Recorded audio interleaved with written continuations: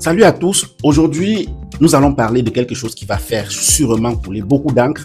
Il y a quelques jours nous avons fait une vidéo où nous disions que désormais le Gabon devait nourrir le Cameroun. Beaucoup d'entre vous avez suivi cette vidéo, vous avez aimé pour certains, vous avez critiqué pour d'autres, d'autres se sont carrément braqués et ont refusé que cela soit vrai, même si on ne leur demandait pas, c'est une vérité. Aujourd'hui j'ai quelque chose de plus grave à vous annoncer. Grave, ça dépend de dans quel côté est-ce qu'on se situe. Si vous êtes camerounais, si vous êtes guinéen, si vous êtes tchadien ou alors centrafricain, peut-être ça pourrait paraître plus grave pour vous. Mais si vous êtes gabonais, c'est une très bonne nouvelle.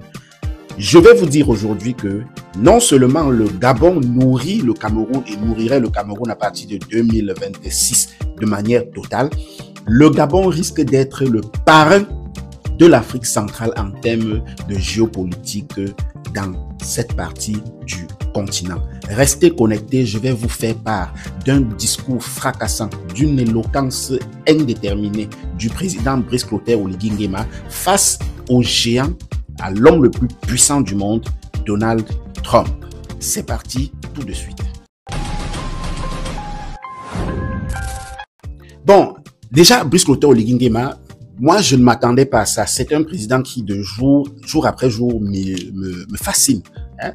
On va de général d'armée à président de la République et on a l'impression que c'est quelqu'un qui a l'habitude de faire des grands discours. Donc, le gars commence d'abord le discours comme personne d'autre n'aurait commencé. Vous savez, Donald Trump adore les compliments. Donald Trump adore qu'on lui dise non, vous êtes fort. Hein? Comme on fait souvent en Afrique, the ballon. Hein? Donald Trump adore cela. Mais les Africains n'aiment pas que nos présidents aillent mendier devant les présidents occidentaux. Donc, Brice Clotaire Oligui Nguema sait très bien ça. Il sait que s'il avait dit excellence, comme beaucoup de présidents aiment bien faire, on connaît les présidents d'Afrique centrale qui savent bien lécher des occidentaux. Et Brice Clotaire Oligui Nguema arrive, il prend la parole et il donne à Donald Trump ce qu'il aime, mais sans toutefois baisser la garde des Africains, de façon très noble, très sobre. Hein? Et au niveau diplomatique, je voudrais vous féliciter, Monsieur le Président, pour le succès que vous avez obtenu en concluant un accord de paix entre le Rwanda et la RDC. L'Afrique est un vaste continent qui a de nombreux problèmes. Et nous comptons vraiment sur vous pour votre assistance au Soudan. Car aucun investissement ne peut être réalisé lorsqu'il y a une guerre. Il dit félicitations pour la résolution de la crise du Rwanda et du Congo. Donc, c'est une façon d'élever Donald Trump et de lui dire, bon, c'est toi qui as géré ça, hein? Nous on reconnaît que c'est toi qui as géré ça, bravo, c'est une bonne chose. Hein? Subtilement, il a déjà ouvert voilà, la partie du cerveau de Donald Trump qui est disposé et disponible à l'écouter. Là, il continue maintenant à parler, il parle en ramenant d'abord, recadrant le discours, il rappelle à Donald Trump que nous ne sommes pas des pays pauvres. Nous ne sommes pas des pays pauvres.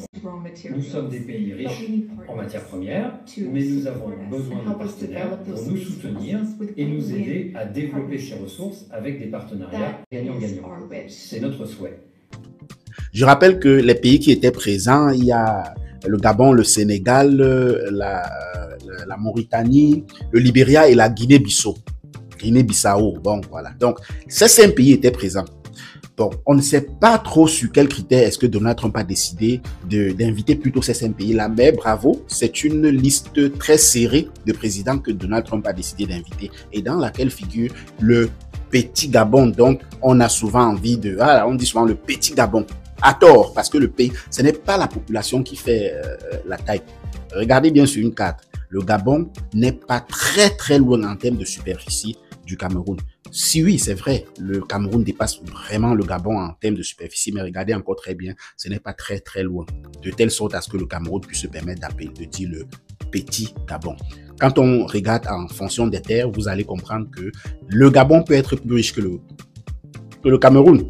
Parce que le Gabon, s'il a peut-être, je vais prendre très facilement pour que vous puissiez voir, environ 240 000 km², 275 000 km², hein, et que le Cameroun a 400 000 km². C'est presque 2 fois, c'est vrai. Sauf que la population du Cameroun est à plus de 30 millions d'habitants, contrairement à la population du Gabon qui n'est qu'à 2 millions. Donc, les ressources qui sont présentes sur le sol, sur les 270 000 km² bénéficieront seulement à 2 millions de personnes.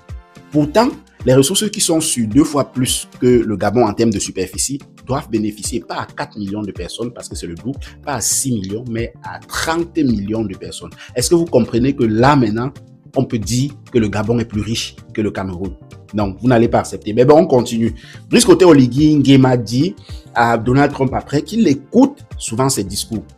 Il écoute ses discours et ses prises de position, il remarque et puis il admire, hein, c'est bien ce que Donald Trump aime. J'écoute souvent vos remarques et vos discours, Monsieur le Président. Nous voulons également que nos matières premières soient transformées localement dans notre pays afin que nous puissions créer de la valeur et des emplois pour nos jeunes, pour qu'ils arrêtent de mourir. Et Brice Côté Oligui Nguema a bien fait.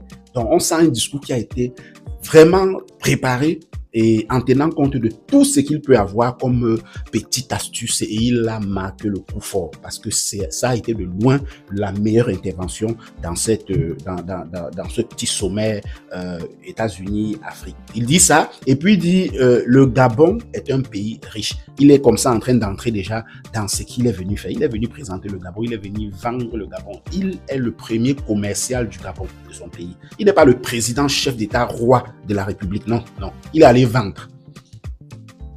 Il est allé vendre. Vendre quoi? Vendre son pays. Et pas vendre son pays comme les présidents africains vendent en allant prendre, y mettre de l'argent dans la poche. Non, vendre l'image de son pays. Il est allé vendre l'image de son pays aux États-Unis, à la première puissance mondiale. Donc, il dit, il rappelle, quand il a fini de vendre, il dit le Gabon est un pays riche, nous avons les minéraux, nous avons les terres rares, nous avons les terres fertiles. Il sait que Donald Trump adore les terres rares. Hein? Il a arnaqué l'Ukraine, les terres rares d'Ukraine. Il a arnaqué les terres rares les terres rares du Congo, hein, les minéraux. Il arnaque les terres rares. Donc, il sait que Donald Trump aime les terres rares. Écoutez bien jusqu'à la fin parce que finalement, Brice Côté Oligui Nguema va finir à la fin en lui disant de façon subtile que je sais que tu aimes les terres rares, hein, et que tu arnaques ça un peu de partout. Sauf que au Gabon, je t'invite à venir, mais sache que ce n'est pas pour arnaquer. Tu ne pourras pas arnaquer nos terres. Tu ne pourras pas arnaquer nos terres rares. Écoutez, je vais vous expliquer jusqu'à la fin. Parce que ça, c'est historique. Brice Côté Oligui Nguema, c'est un discours historique. C'est une discussion historique avec le président, l'homme le plus puissant du monde. Donc, il dit, il rappelle maintenant, pour entrer dans le vif et lui dire que bon, sache que j'ai dit qu'on a les terres rares, mais on n'est pas en train de venir te basader, c'est pas comme on dit. Il rappelle qu'avec l'Union européenne, ils ont déjà des accords pour montrer à quel niveau est-ce qu'il fait des accords. Il n'est plus seulement au niveau des pays. Si vous suivez l'actualité, nous avons également travaillé sur des accords avec l'Union européenne et nous voulions les réviser car nous ne pensions pas qu'ils représentaient des opportunités gagnant-gagnant. Il est au niveau des sous-régions, il y a des organisations sous-régions. Et donc, il fait des accords avec l'Union européenne pour montrer à quel niveau le Gabon fait les affaires. Ce n'est pas le petit Gabon que vous voyez, on dit il y a 2 millions. Parce qu'il a lui-même rappelé, nous avons 2 millions d'habitants. Mais ce n'est pas une faiblesse. Hein. Il rappelle que le Gabon fait des activités commerciales avec l'Union européenne. Et il dit qu'il a révisé ces accords parce qu'il s'est rendu compte que ça ne bénéficiait pas 50-50. Ce n'était pas du gagnant-gagnant pour les deux entités. L'Union européenne s'en sortait de très loin mieux que le Gabon. Alors, il a décidé cette année de revisiter, de revoir ce contrat-là pour dire à Donald Trump que ce n'est pas un petit Gabon. On est en train de challenger l'Union européenne et on va revoir le contrat. Donc, c'est quelqu'un qui a quand même ta taille environ. L'Union européenne, c'est environ la taille des États-Unis. En tout, en affaires, en tout, économiquement, non, mais quand même, ça tend vers sa puissance, oui, ça tend vers sa superficie également. Donc, vous voyez, il lui montre que le Gabon fait déjà des affaires avec des entités de votre taille. Donc, vous êtes la bienvenue. Bon, il parle ainsi il parle aussi dans les partenariats, il signale qu'il aurait besoin d'un partenariat gagnant-gagnant dans le golfe du Guinée. Le golfe du Guinée avec les pirateries maritimes qui sévissent au golfe du Guinée. Maintenant, en ce qui concerne la défense, le golfe de Guinée pose problème. Il y a de la piraterie maritime dans cette région et nous voulons travailler ensemble pour la stabiliser. Vous avez dit que vous aviez le meilleur équipement militaire Et c'est ce que nous aimerions avoir pour arrêter la piraterie maritime dans le golfe de Guinée. Nous ne pouvons pas le faire seuls. Nous avons besoin d'un partenaire fiable et fort qui s'engage et prend des mesures concrètes, des actions réelles. Et c'est l'un de ces combats dont il signale à Donald Trump qu'il aurait besoin de la force militaire des États-Unis. Force militaire, ça peut être des engins, ça peut être l'assistance, ça peut être la formation, ça peut être tout ce qui va avec. Vous avez suivi la géopolitique ces derniers temps. Vous savez que la force militaire, ce n'est plus seulement faire la guerre, c'est beaucoup plus que cela. Fourniture des armes, fourniture des engins, stratégies, voilà, et tout ça là. Donc, ça dissuade aussi. Donc, il rappelle qu'il a besoin, sur le plan militaire, de ce partenariat avec les États-Unis. Il dit, pour finir, je vais lire littéralement, il dit, je suis général. Et moi aussi, je suis pragmatique. Bon, avant de dire ça, il a d'abord dit à Donald Trump qu'il sait qu'il est un homme pragmatique. Et personne ne peut nier cela. Donald Trump est un président pragmatique. Il dit, je suis général. Il rappelle, vous êtes pragmatique. Moi, je suis général. Voilà, une façon de remettre, après avoir dit le petit Gabon, après avoir dit 2 millions d'habitants, pour vous faire comprendre que ce n'est pas, ne vous basez pas sur ça. Il dit, moi, je suis général. Il dit que là, vous négociez avec quelqu'un quand même qui a un certain niveau de pragmatisme. Et moi aussi, je suis pragmatique. Vous êtes la bienvenue pour venir investir. Sinon, d'autres pays viendront le faire à votre place. Vous êtes la bienvenue pour venir investir. Après tout ce qu'il a dit là, on vous attend pour telle chose, on vous attend pour telle chose, on vous attend pour telle chose. Vous êtes la bienvenue pour venir investir. Sinon, d'autres pays viendront à votre place. Ne tarde pas, tu n'as pas trop de temps pour réfléchir. Je suis dehors, je suis commercial, j'ai les objectifs à atteindre. Entre-temps, les Gabonais m'attendent avec les réalisations. Donc, si tu tardes, moi, je vais prospecter autre personne. Nous devons également être pragmatiques, et c'est ce que vous êtes.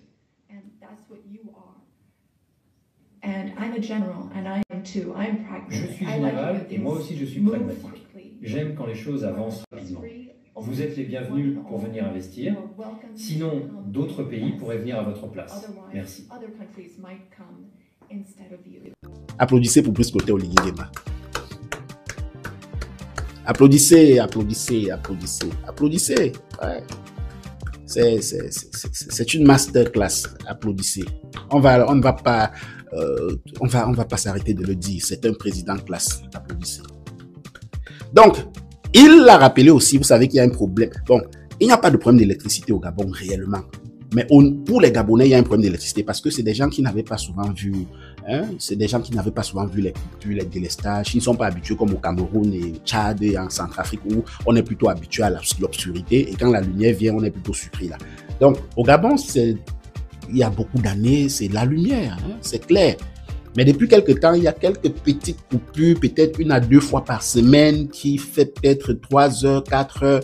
Ça les gêne, ça dérange. Et puis, ils sont sur le coup pour essayer de bosser et de remettre l'ordre. Alors, Brice Clotaire Oligui Nguema a saisi aussi l'occasion pour lui dire, nous avons besoin d'électricité. Donc, si vous avez des partenaires ici, des entreprises ici, là, qui veulent faire des partenariats avec nous, ben, écoutez, nous, on est ouvert. C'est ouvert, c'est officiel, c'est ouvert. Donc, voilà, venez. Toute entreprise américaine qui souhaite investir dans l'électricité au Gabon est la bienvenue pour saisir cette opportunité. Venez.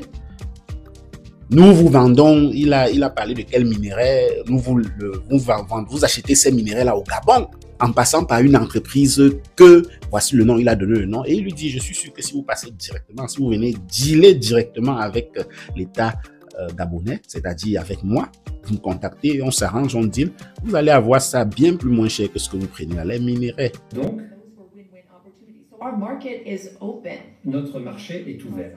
Nous voulons transformer le manganèse localement, que vous achetez par l'intermédiaire d'une entreprise appelée Aramet.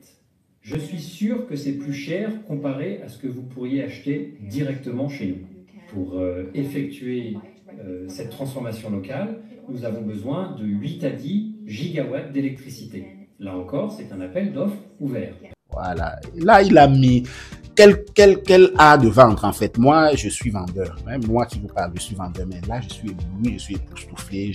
J'ai donné le café à Brice Clotaire Oligui Nguema. C'est mon métier, vendeur, depuis déjà aujourd'hui 15 ans. Mais, chapeau à Brice Clotaire Oligui Nguema. On va se dire à Bimté.